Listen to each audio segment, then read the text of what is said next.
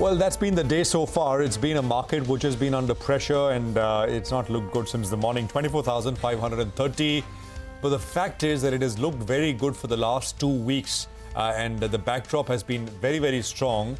I think that's the reason why maybe today you're seeing some pullback. Last night, overnight, US action was a little subdued as well, although no real big triggers one way or the other.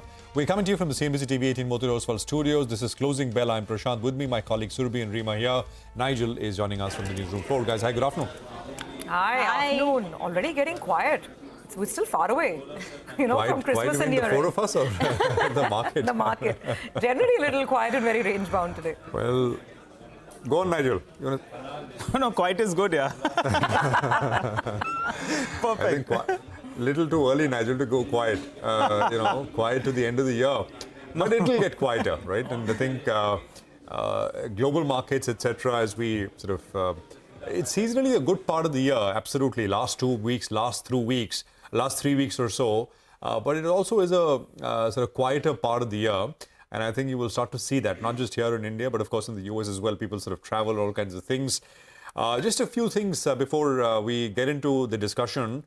So the Nifty and the Nifty Bank, the last I checked, both, even with the cuts that we are trading with, are above their respective hourly averages, 40 hourly averages. For the Nifty, that level is 24,507. So it's about 40 points, 50 points above that. And of course, the Nifty Bank will come up and the corresponding level, which is the 40 hourly. We are trading above the 40 hourly for the Nifty Bank as well. That's 52,690 on that one. So comfortably above the 40 hourly for the Nifty Bank. I think as long as that kind of holds, I think should be okay. Should be broadly okay. Broader markets are not seeing any big cracks or anything of that sort. That's the other marker you'd want to keep an eye out on. Small cap is flat, mid cap index is flat as well. Sectorally, IT, I think real estate, these are the two areas which are doing well. And I think the PSU space is a bit under pressure. I saw energy as a sector and CPSCs and generally, that entire pack is trading in the red right now. Rima. Well, the small cap funds continue to get a lot of inflows. So even the November numbers show that the small cap funds have seen inflows which are 9% higher than the prior month, and the mid cap funds have seen about a 4.5% jump. So even as the overall net equity inflows have moderated by 14% month on month in November, small and mid caps continue to garner attention, and that pretty much explains the kind of up move that we've seen. I think the small cap index is up 5% since the beginning of December itself. By the way, a quick word on Europe, because Asia closed up with strength. You had the Kospi, which was up more than 2%. Nikkei was up 0.5%. Straits, China, these all managed to clock in gains. Hang Seng was the only one which saw profit booking after Monday's mega monster rally. So Hang Seng in Taiwan closed in the red. But other than that, the other Asian markets closed up in the green. And Europe today has started off mildly lower. So the CAC, DAX and the FTSE are in the red as we speak. So inflation data, the all-important US inflation data that comes out tomorrow. So maybe some caution ahead of that. Absolutely. The Chinese markets turned around because some of the macroeconomic numbers that came out there on exports and imports, those were not looking too hot. And then the excitement around this loser monetary policy and unconventional stimulus measures, all of that excitement kind of fizzled away because it's been 24 hours since we got that announcement. And that was a final close coming in some of the regional markets.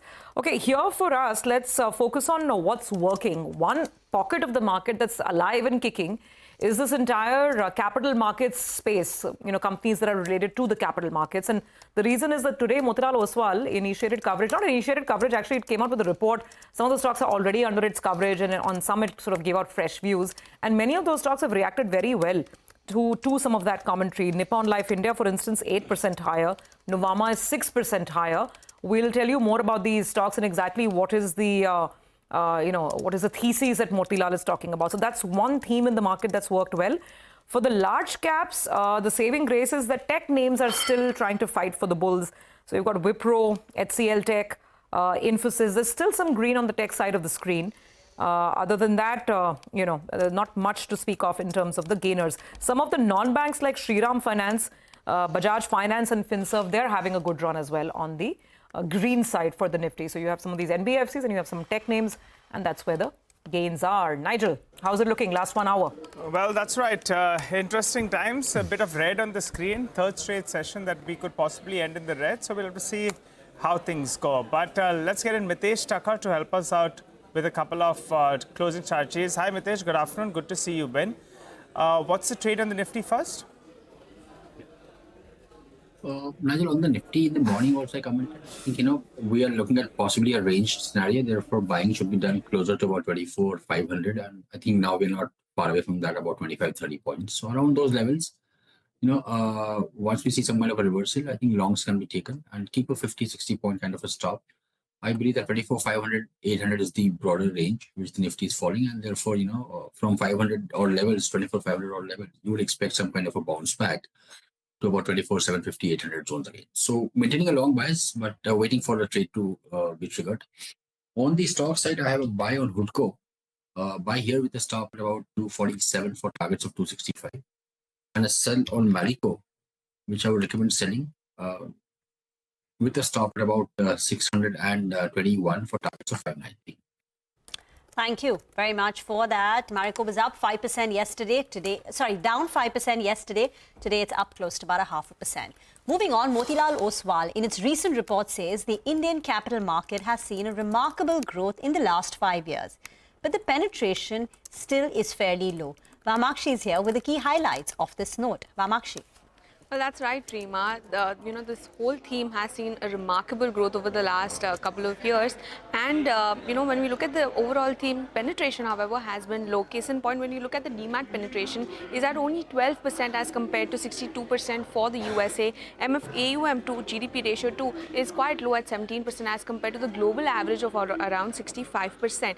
But not just that, in terms of headroom, there's several other opportunities as well. Over the next decade, demographic dividend is expected to accelerate. Apart from that, UPI and eKYC have already revolutionized, the brokerage as well as the MF industry, and is expected to likely drive growth going forward as well. Account aggregation is too likely to transform personal finance industry and in turn, drive digitization in wealth management, broking, and several other segments. Yes, the regulations have been tightened of late, but this has been done largely to strengthen the overall ecosystem. The recent F&O regulations that too came through are expected to hurt the volumes only in the near-term basis, but once the base is reset out here, the growth is expected to pick up. Now, largely given all of these factors, sustainable revenue growth of anywhere between 17 to 45% CAGR can be expected over the next 3 years, that is from FY24 to 27. And over the same period, given that operational leverage will kick in, superior profitability could also be expected anywhere between 12 to 75% CAGR. Now, they've also highlighted their preferred picks among the overall capital market theme. Among AMCs, they like HDFC AMC as well as Nippon. They have a buy rating on both of these counters. For HDFC AMC, the target price is at 5,200, while for Nippon, it's at 900 rupees per share. In the broking space, they like Angel One. They have a buy rating out here, target price of 4,200. Among exchanges, they like PSC. They have a buy rating, target price of 6,500. Wealth managers, they prefer Novama as well as 361 BAM. They have a buy rating on both of these counters. And as far as the intermediaries is concerned, they prefer CAMS. They reiterated their buy rating out here, target price of 6,000 rupees per share. Thank you very much for that. Golden era is what they call it for the Indian capital market ecosystem. Deepak Shenoy, part of that, founder at Capital Mind, is now with us on the show. Deepak, thank you very much for joining in. The opportunity is there, growth visibility is there, but stocks have already run up. Valuation is on the higher side. Do you still like it? Can someone go out there and buy today if they have a 3 to 5 year time horizon and your preferred pick? Oh, that's an interesting set of questions, Reema. I'll answer the first part. I think the capital markets in general, whether it's debt or equity, relatively under-penetrated from an Indian household perspective. Therefore, we're seeing a lot more activity. We've seen 35,000 crores come into mutual funds in November. Despite a tepid October and November, we've had fairly strong inflows into equity funds. Very diversified portfolio approach. We've got flexi cap funds, mid cap funds, large cap funds, all of them getting reasonable amounts of money. So it's a very, I think India is finally waking up to its equity market potential. And effectively, FIIs are becoming, foreign investors are becoming a smaller portion of the non-promoter stake of Indian companies compared to domestic investors, either directly or through mutual funds. But I think that is that's going to be much higher growing phase. We are only about 20% of Indian GDPs in mutual funds, 64 lakh crores. I think that should probably increase to 30 or 40% in the next decade. So we'll see a lot more domestic participation. Therefore, almost a lot of the financial infrastructure players are likely to do well, whether it is people like us who are asset managers, or whether it is exchanges and depositories and RTA agents for mutual funds. I think all of them will do well, including the areas around insurance and some of the other players. I feel, given the markets, there's always going to be pockets of overvaluation and pockets of undervaluation. Strangely, for the most of the past decade, private sector banks have been overvalued. But today, in comparison with the rest of the market and perhaps their own history, they're not as richly valued in comparison. So you might find that they are more attractive from a valuation perspective than many of the other players out there. A lot of others, including some of the PSU players, I think haven't realized their full potential yet. So there is still scope for a 3 to 5 year position in many of them. Now we own some of these stocks, so I won't say I'm unbiased, but I think domestic stories also, including domestic consumption, defense, infrastructure, and domestic manufacturing, all of these plays should do really well in the next 3 to 5 years, mostly because the world is getting more insular and trade is no longer the primary concern. People are more looking at making things themselves in their own countries. If India were to adopt the same approach, we would massively reduce our imports simply because we can manufacture more here. I think consuming and manufacturing here is going to be the story of the next decade. So players there, whether it is an engineering company or a domestic consumption brand, I think all of them will do, many of them will do really well in the next decade. Okay, yep. And those stocks have been reflecting a lot of that enthusiasm as well over the past many months now. Deepak got that. So that's obviously the capital market space. Deepak, by the way, Waaree Energy, any thoughts? What a listing. I mean, and it's been a little choppy, but there's a lot of interest around, obviously, the stock and the sector. Yes, I think a little bit about it. We don't have a position there. It's too early, I think, for us. But we'll wait for two things. Firstly, what happens with this whole America's change in stance around renewables, which might change the demand worldwide for someone like Waaree. Of course, I don't know if this will meaningfully affect their financials. I don't also see this as a major challenge in the long term, but it could be that if America steps away and changes its stance on how it perceives rewards for companies that are doing more solar, we might see a change in the demand and supply equation for many of these companies, not just Waaree, but also wind players and so on.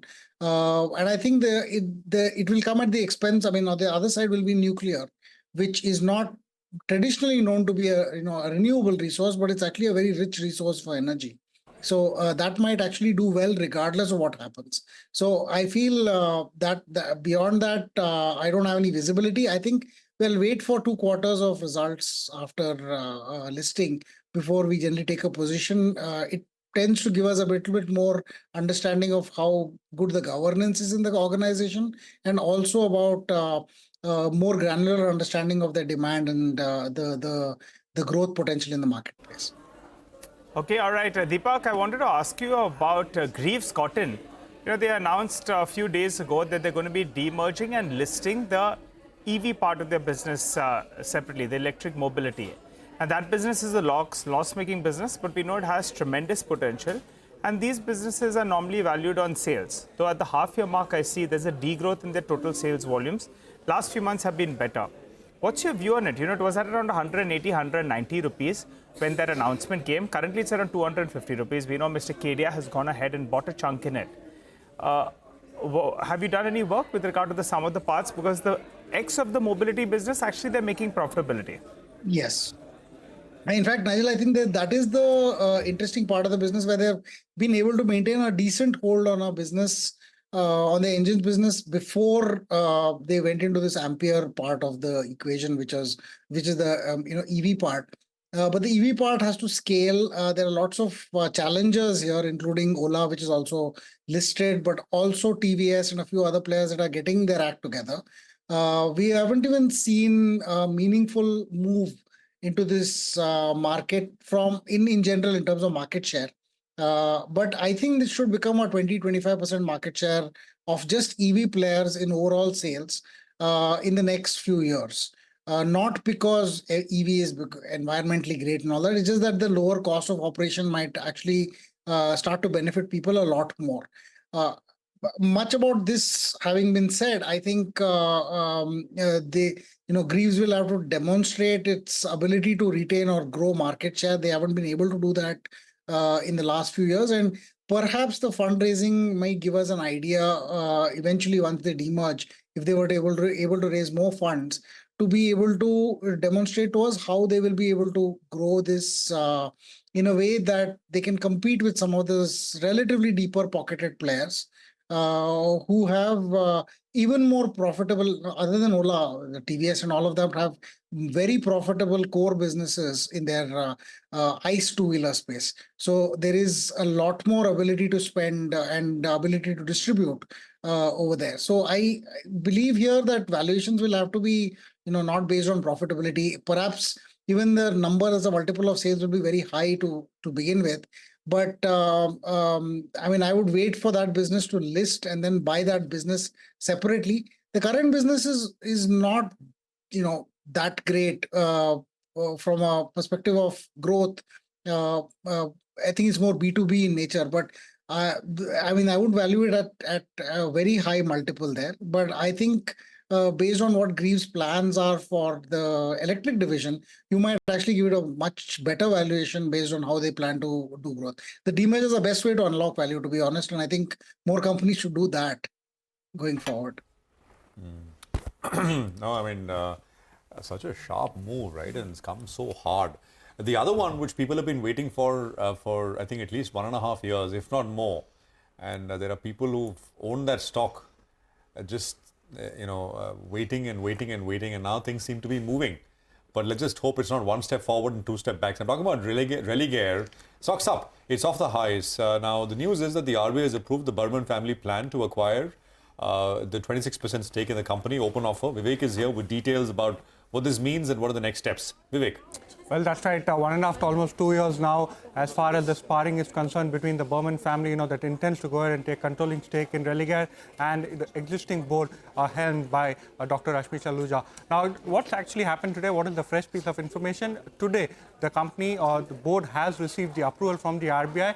Basically, RBI has given its nod for the Burman family to go ahead and take ahead the open offer. So that is one important tick mark in the process of the Burman family going ahead and announcing, as well as completing all the formalities for announcing and taking over 26% stake as far as Religare is concerned. Now, RBI has two caveats that is mentioned in its letter. Number one, the acquirers, that is the Burman family, need to consolidate all of the NBFCs in the resulting structure before March 31st, 2026.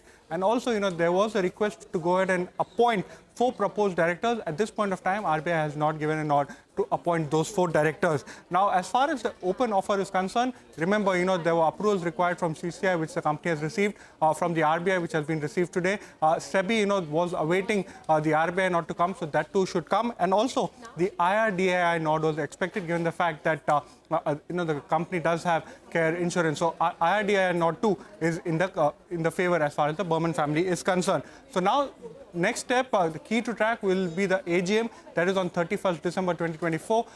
The reappointment of Dr. Rashmi Chaluja as a director in the company will be up for voting, and it will be very important to note as well as take note as what will be the outcome of that particular note. Remember, September 2023 is when the Burman family had gone ahead and announced an open offer at 235 rupees a share to acquire up to 26% stake in the company.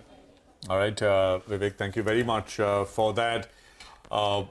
Deepak, again, I don't know if you own this, but I know lots of people who own it and who waited and have been not been rewarded, not yet.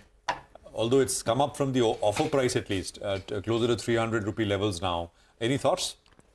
No, we actually don't own much, Prashant. I don't own any of this share. It's been a bit of a soap opera, this whole business for the last 4 or 5 years. And generally, soap opera plays don't work out very well for me from an investment standpoint. Never understand when these turning points come and some court order, something else seems to happen all the time. So not worthwhile when there are other opportunities out there. I think I'll just wait for this whole drama to get over and then maybe take a stance. And once you have a more pakka open offer, if this whole thing actually pans out now, once SEBI gives their approval, then there may be a small short-term opportunity in the share. But I would like to see it after this takeover is complete, how the financials and business actually moves, especially because they may have to integrate some of the other companies into it, and those financials need to be integrated at some level and so on. So I will have to figure out how this whole thing works. I'd wait for the whole thing to die down. But I mean, it's a lot of entertainment value, so not denying any of that. All right, that's nicely put, Deepak. And maybe some good will come out of it as well, right? I mean, after all of the soap opera viewing. Thank you very much for joining us. Good speaking with you, and thank you for being here this Tuesday. We slip into a break, but let's introduce Growth Code. I mean, this is a special initiative by Grow and CNBC-TV18 with the aim of empowering investors and traders, prominent investors and professional traders. Gather at Grow's Trading Right Summit on November 9th to share their valuable insights and strategies. Here's A's investor, Ramdev Agarwal, chairman of the Motilal Oswal Group, and what he had to say about stocks an investor should hold in their portfolio for optimal diversification. Listen in.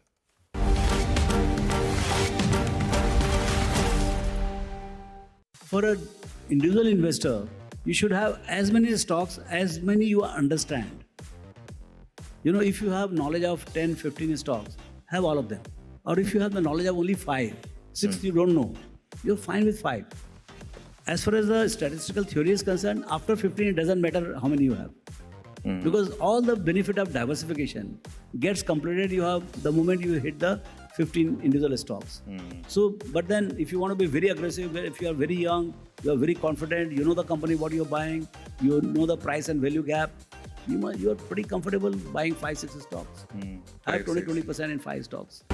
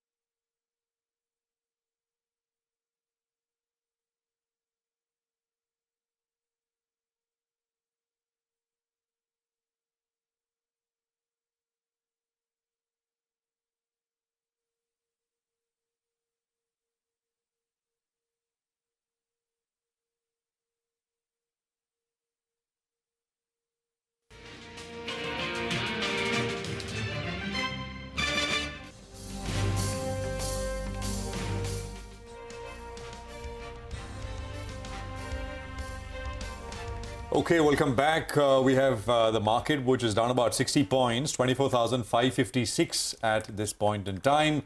The general insurance numbers for the industry is flashing at the bottom of the screen. This is company-wise, ICICI Lombard.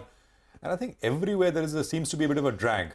Look at Go-Digit premiums and a bunch of others as well. And, growth rates have fallen quite a bit. And what we're putting out is growth rates for the month of November as compared to what we saw in November 2023. Star Health up on your screen. So sharp deceleration is what we're seeing. So we'll have Yash join us a little later to put this in a perspective.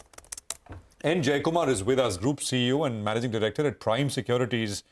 Jaikumar, good to have you with us here. Good afternoon. Thank you for your time.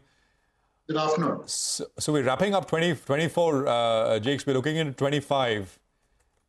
So give us ideas how to make money in 25, the big money-making ideas as you look into the next year. Well, I'm not sure about big or small. I mean, that time will tell us. But essentially, I think the markets have done extremely well in terms of a correction in the way that it's played out over the last 2-3 months. And I think it's shaken out a lot of people. It's shaken off some of the really sort of hardened veterans, if you will, to believing that we've made a top and now, this is going to be a top for some length of time, etc. So a lot of people got shaken up, and I think public in general has been quite skittish. All of this, which has essentially convinced me that around the 200-day moving average, we made a very strong bottom. And given the way the markets bounced off that, covered virtually 50% of the losses from the 26,000 plus levels that it had visited. My own sense is that we could be looking at new highs as early as second, third week January. I think a lot has played out. We are seeing,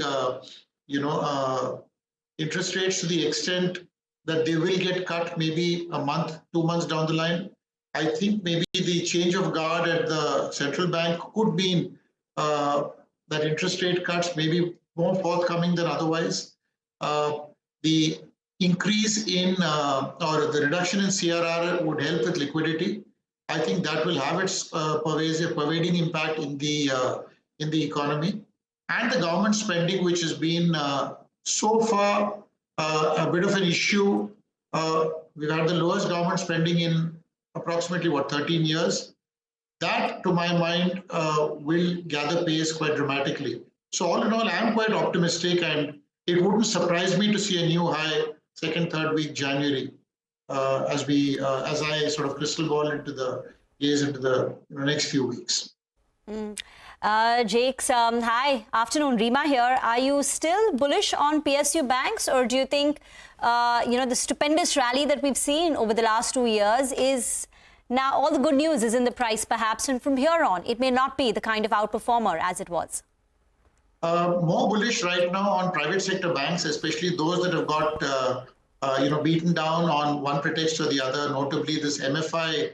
Now, it's interesting to note that some of the MFI banks in general are quoting at 2 times book, while some of the private sector banks, which have been, in a sense, which have between 7, 8, 9% of their exposure in the MFI space, they have got hit in some cases to below book and in other cases to close to book. So private sector bank valuations, I think, will catch up.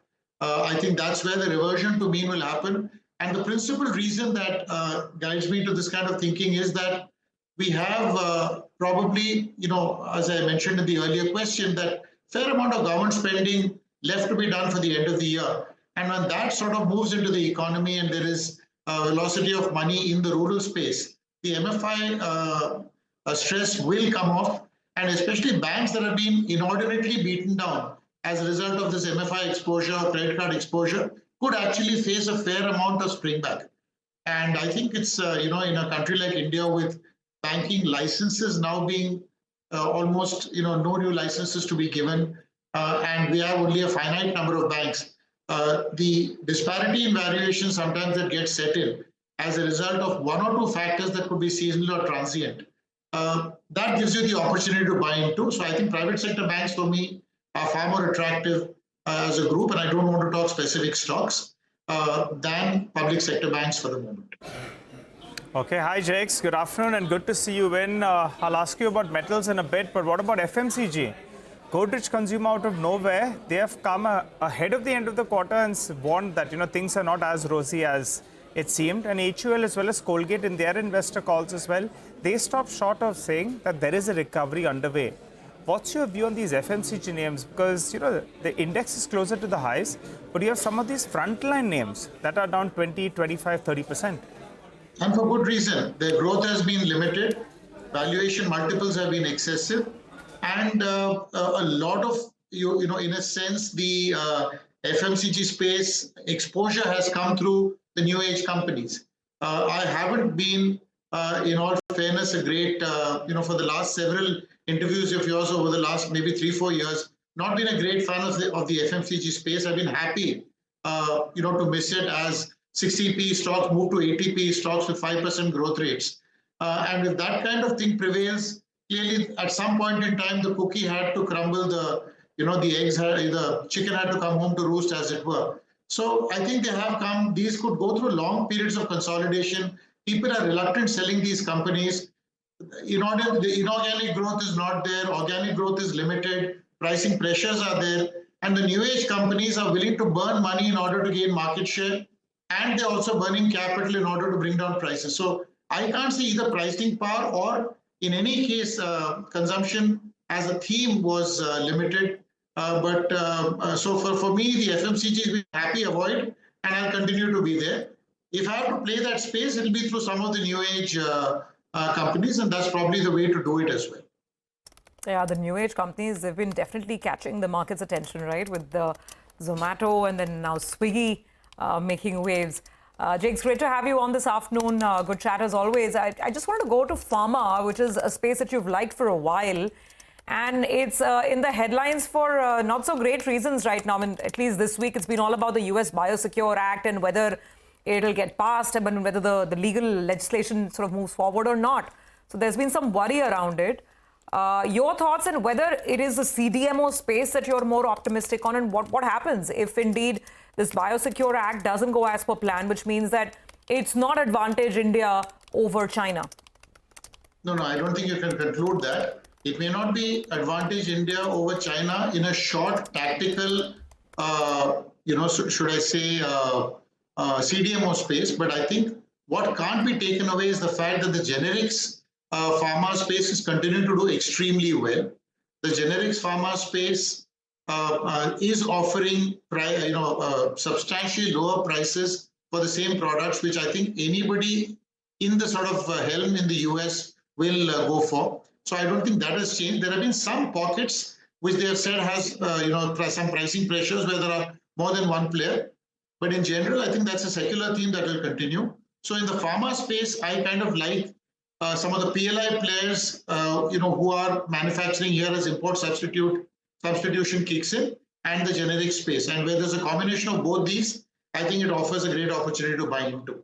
Some of these stocks have come off from their recent highs, and therefore I think they offer margin of safety as well. And there are still stocks in the space going at sub 12 to 13 EV/EBITDA multiples, and I think that's fair for companies that are in the which are producing over 5,000 to 6,000 crores of EBITDA, and there are companies producing even higher than that, going at best low double-digit EBITDA multiples, and I think they offer great opportunity. The risk is where people get carried away in a theme like the CDMO theme and buy into assuming growth over the next several years when the production itself has not begun or kicked in. That's where the risk is. And wherever there is euphoria, I mean, we've seen this is not just banking, not just pharma, but corrections happen pretty brutally when people are well committed. So given that, my own sort of sense is there are still pockets in the pharma space that offer a lot of value. 1, 2, 3 companies I can talk about, which are not on the channel, but which we as a house or me as an individual keep track of as opportunities to buy into. Okay, all right, got that. Well, thanks a lot, Jakes, for joining in, giving us your view on all those sectors that we discussed, from banks to FMCG to the pharma pack as well. Wishing you a good rest of the day. And in fact, if we don't speak in 2024. Looking forward to chatting with you in 2025 as well.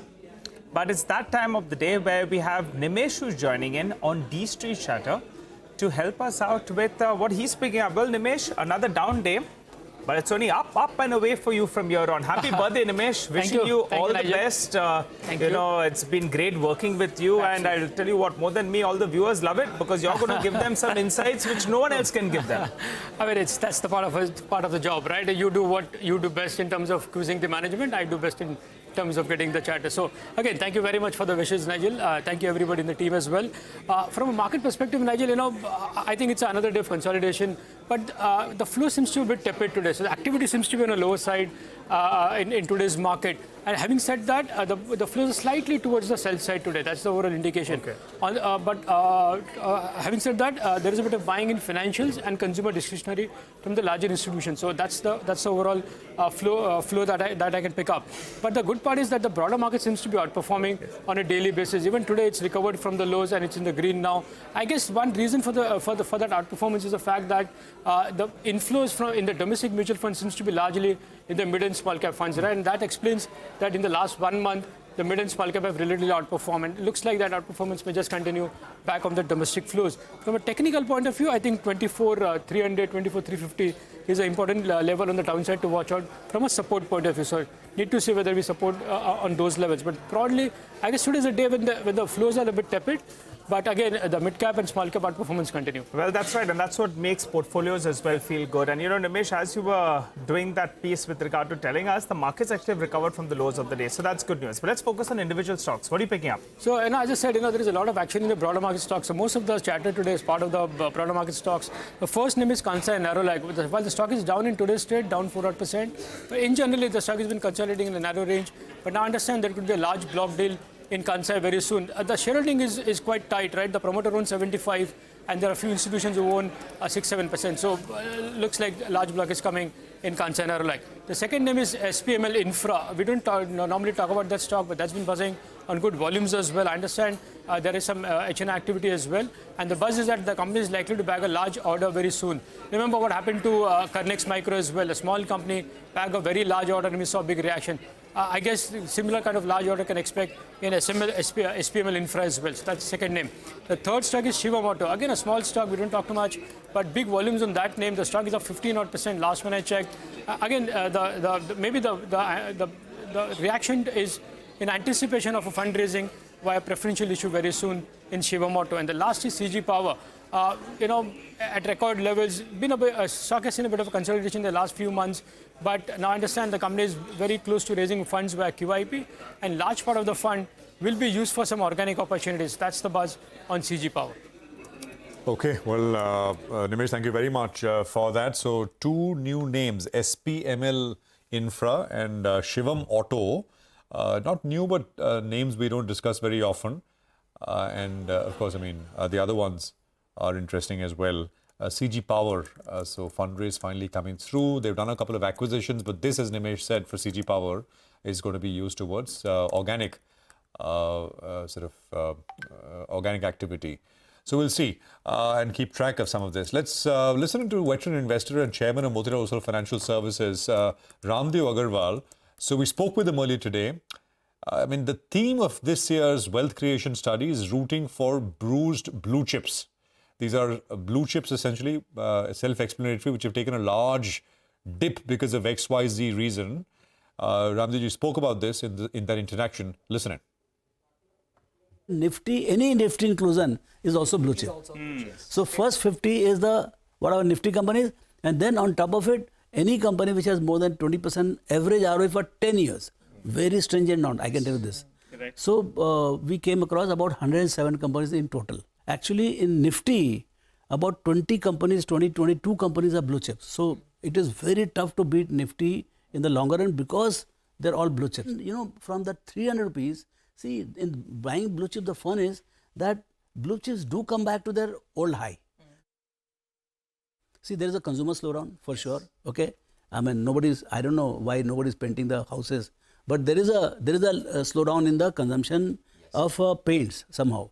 And in that, then your builders, they want to create a niche for themselves. They have put up 10,000 crores plant, 4-5 plants they've already started. So there is a massive push to garner market shares. In fact, in where there is a very intense competitive war, typically the industry profitability takes a dip significantly, or it goes to the level of literally zero profit. 2-3 Adani companies are there in the list. They have been bruised quite deeply, some of them 70-80%. Then you have Asian Paint, then even our dear Avenue Supermart is down about 30-35%. Then because there is again massive competition coming from Zepto, Blinkit and Zomato.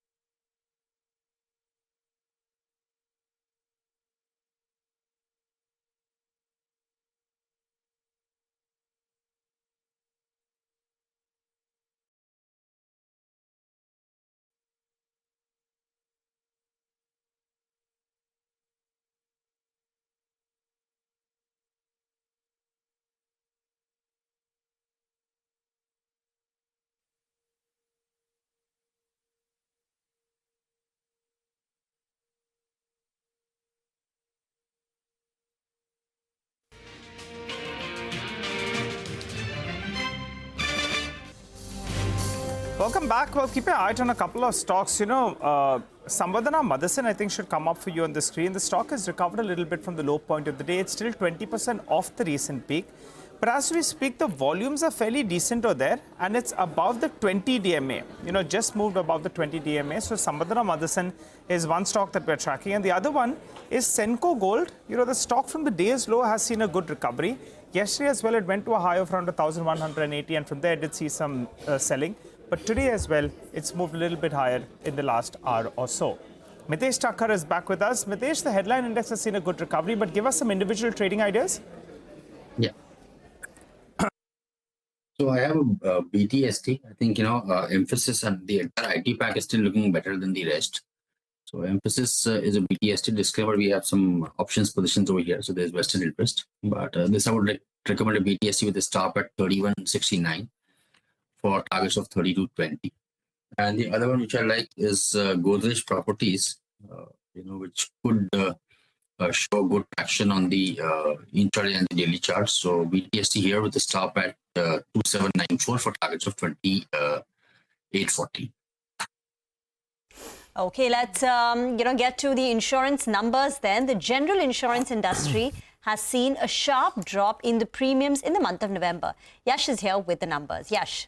Well, Rima, the industry was doing pretty well till like the last month as far as premium collection is concerned. But in the month of November, there's a sharp drop, as you pointed out, which has been seen in the premium collection numbers. For the entire industry, November premium collection has grown just by about 4%. For the first 8 months, the premium collection has grown at about 9%. The industry was growing anywhere between 15 to 18%.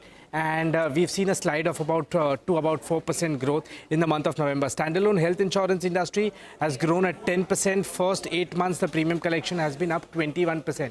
This side of the industry, that is standalone health insurance, was growing at about 25 to 28%. The slides come all the way down to about 10% growth. ICICI Lombard, after a very long time, there's been a degrowth in the premium collection in the month of November. The premium has contracted by 3% in the month of November. For the first 8 months, it's up 12%, and there's a 22 basis points market share gain also. For ICICI Lombard also, the growth has been good in this year so far, about 15 to 18%. Now, in the month of November, there's a contraction of about 3%. New India Assurance, November premium has grown just by about 6%. First 8 months growing at 3%. And there's a 71 basis points market share compression for New India in FY25. Go Digit General Insurance, again, a contraction in the month of November by about 4%. First 8 months, the premium is still up about 9%. And there is an increase of 1 basis points as far as market share is concerned. Speaking about the two standalone health insurance companies, Star Health, the premium collection in the month of November is up 8%. This growth was about 18%, and now it's come down all the way to about 8%. First 8 months, the growth is 14%. Niva Bupa Health Insurance, the November premium growth stands at 15%. This was somewhere about 30 to 35% in the recent past, now coming down all the way to about 15%. And first 8 months for Niva Bupa, the premium growth stands at 26%. Okay. All right, Yash, thanks very much for that. So that's all the insurance data on the radar. Okay, that's PNB. The PMLA court is allowing monetization of Mehul Choksi's properties. That's a large amount that PNB then could get once it's allowed to monetize some of those properties that it would have seized as part of that scam which took place a couple of years ago now. And the stock's moving higher because of the prospects of maybe getting up to 2,500 crores from the monetization of those assets. So that's PNB making headlines this afternoon as well. Speaking of financials, there's one more stock that's on the radar, Bajaj Finance. Abhishek is joining in. The company, I think, met a couple of analysts today. There was a conference call of sorts. Abhishek, tell us more. Well, there is an ongoing analyst meet that Bajaj Finance is holding for analysts or buy-side community at large. So they have given the long-range strategy over there, wherein they say that customer franchise will increase from 9.2% in FY25 to about 19 to 20 crore by FY29. They see a huge jump in FY29 versus FY28, given the fact that they have also mentioned that there will be some acquisition which will boost the customer base over there. Cross-sell franchise will increase from 5.8 crore in H1 FY25 to about 11.5 to 12.5 crore by FY29. Now, India Payments GMV, that is 0.27 at H1 FY25, that margin will improve to about 1.25 to 1.5% in FY28, but it will fall down to about 0.4 to 0.5 in FY29. So, share of total credit will increase from 2.1% in H1 FY25 to about 3.2% to 3.5% by FY29. Retail credit, that will increase from 2.7% and H1 FY25 to about 3.8 to 4.2% by FY29. They also expect an improvement in the return on equity, which is at 19.4% in H1 FY25 to a range of 20 to 22% by FY28 and 29. So, AUM per per cross-sell will improve from 64,800 that they had in H1 FY25 to about 80,000 to 85,000 by FY29, but it will be on a higher range in FY28 at about 90 to 95,000. Bajaj Finserv, over there, the consolidated income that is being targeted is about rupees 3 lakh crore in FY29 versus rupees 1.1 lakh crore in FY24. So they are expecting a CAGR of 22% over the next few fiscal. They are targeting a PAT of 20,000 crore by FY29 versus 8,000 crore that they had in FY24, which is a CAGR of 18% to 22% over the next few fiscal. With reference to the life insurance, they say that they'll continue to gain market share with top line growth being at 2x of the industry level, and they also want to increase their contribution to 10% of RWRP, which is retail weighted received premium, from 4% that they have in FY24. So in terms of product mix also for the life insurance, they are planning to change it to about protection being 10%, non-participation being at 25%, participation at 30% and ULIP at 35%, from currently traditional to ULIP being at 61 to 39 ratio. So return on embedded value is targeted at 18% to 20% in the near term or in the coming future versus 15% that they have in FY24. And VNB growth, they are targeting that to be faster than the retail weighted received premium that they are targeting going ahead. Back to you. That's an ocean of numbers, Abhishek. Tell me this, Abhishek. So with what you've seen, are we likely to see any change in ratings, upgrades, anything tomorrow morning? Seems like growth rate might come down. Now they have been growing north of 25 to 30%. That growth rate might come down to anywhere between 20 to 25% CAGR that they are targeting. However, the return on equity improvement that they are targeting should augur well for the company. Okay. Growth rate should come down compared to what they've already done or compared to what the street is expecting? That estimate is not there by the street for FY28-29. Okay, all the way to 2029. Thank you very much, Abhishek. Appreciate it. We'll take a quick commercial break here. We're going to come back and, we'll speak with Jay Bala. He's, of course, with Catch the Chaos, and we'll talk technicals and specific trades. Stay tuned.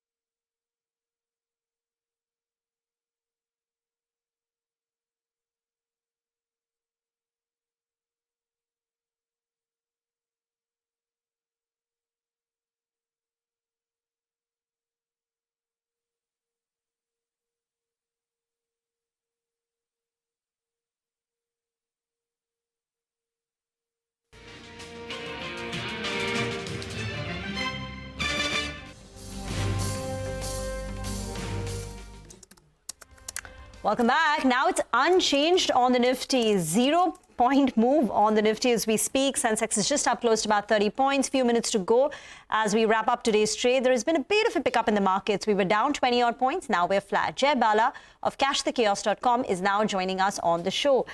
Jay, last 2 days, things have been very, very sideways for our markets. What have you made of the action and any trends that you can spot towards the end of this calendar year? Hi, Emma. Good to be here. See, the market is doing something more important. Monday it broke the Friday's low. Today it broke Monday's low. So the market is signaling weakness, although the market is flatlining today. As I pointed out last week, I said the bears would be better off if they conceded some ground and let the market climb to somewhere close to 23,800 or even 25,100. The market has come to 24,857 and is starting to look weak.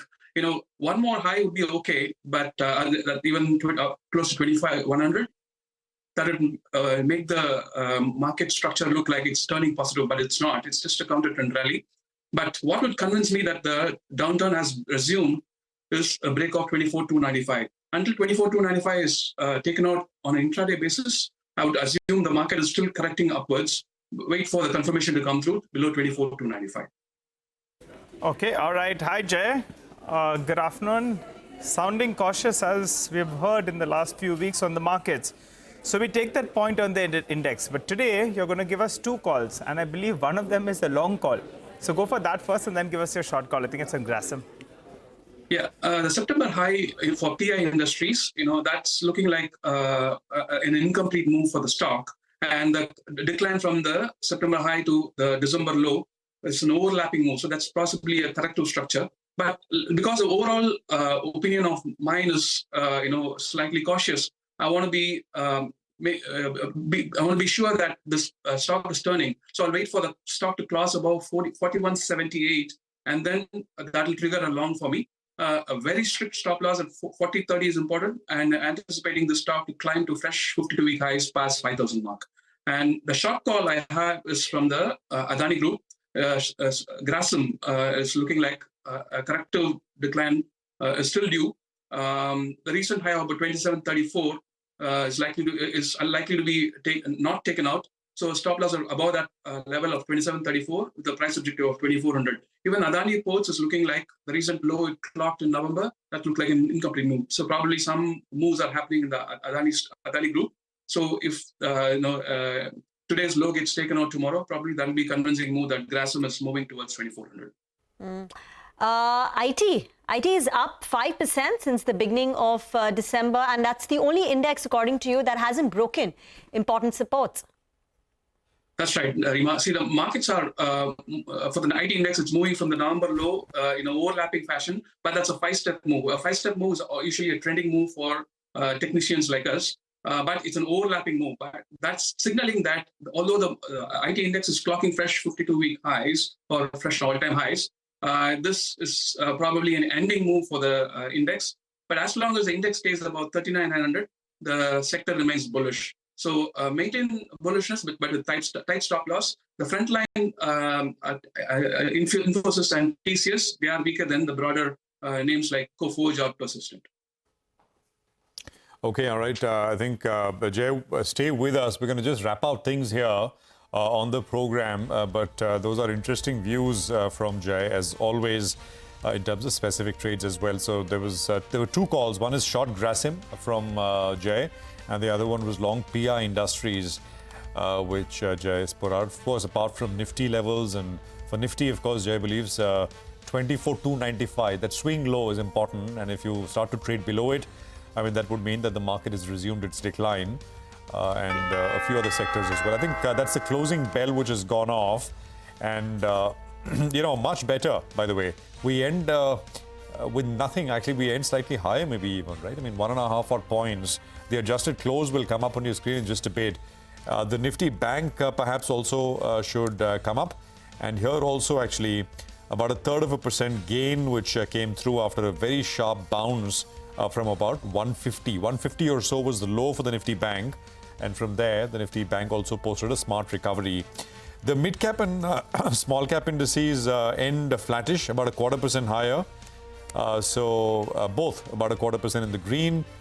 Market breadth did actually also recover quite nicely into close, and I think we were almost at about 1:1 as far as NSE advanced decline goes. Lots of movers. Shriram Finance, Wipro, Bajaj Finserv were some of the gains coming through on the Nifty. Losses coming through in names like Bharti, HDFC Life and Adani Ports. And of course, I mean, in the broader space, a lot happening. So LIC was a loser. And of course, in many cases, it was just reversals from yesterday. CET, MapMy India, HEG, Signity, MTNL, these were all sharply higher yesterday and they're all sharply down today. So just, I mean, you know, day on day kind of reversals is what we saw. A theme which did well, of course, was capital market companies. So Nippon India, Novama, 361, all these names were higher. And Gokuldas maybe deserves a mention as well. Gokuldas Exports with almost 1,100 after taking out $1,000 yesterday. Well, it's a wrap on the session and closing bell. Markets forward. We'll pick up on all the action on the other side.